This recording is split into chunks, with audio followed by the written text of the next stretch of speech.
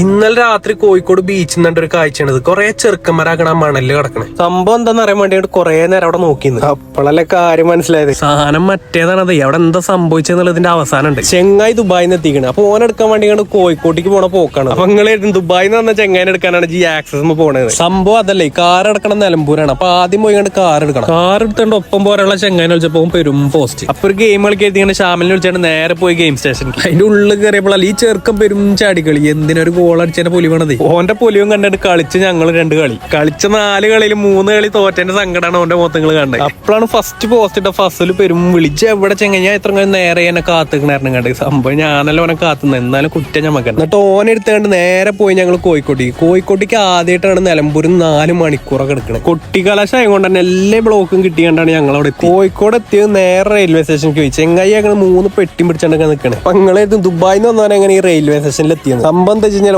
കണ്ണൂർ എയർപോർട്ടിൽ ഇറങ്ങിയിട്ട് നേരെ ട്രെയിൻ പിടിച്ചോണ്ട് കോഴിക്കോട്ടേക്ക് വന്നിക്കാണ്. അങ്ങനെ ഇറങ്ങിയ പറഞ്ഞു ഓന് ഫുഡ് കഴിക്കണം പറഞ്ഞപ്പോ നേരെ പോയി കണ്ടൊരു മന്തി അടിച്ചുകൊണ്ട് കുറച്ചേരം ബീച്ചിലൊക്കെ കുത്തി കയറ്റിക്കൊണ്ട് നേരെ ബീച്ചിൽ പോയി. ബീച്ചിലെത്തിയപ്പോഴല്ല ഈ സംഭവം കാണും. ചെറുക്കന്മാരാക്കണ ഈ മണ്ണിൽ ഇറങ്ങുന്നത്. സംഭവം എന്താന്ന് കുറെ നേരം നോക്കുന്നപ്പോഴെല്ലാം മനസ്സിലായത്. ചെറുക്കന്മാരെ ഹിപ്നോട്ടിസം ചെയ്തുകൊണ്ട് കടത്തിക്കാണ് ചങ്ങായി. ഏതായാലും അത് കുറെ നേരം കണ്ടുകൊണ്ട് ഞങ്ങൾ നേരെ തിരിച്ച് നാട്ടിക്കാണ്. അപ്പൊ ഇന്ന് ഇത്രേ ഉള്ളൂ. ഫോളോ ചെയ്ത് അടുത്ത വീഡിയോയിൽ ഇവിടെ കാണാം.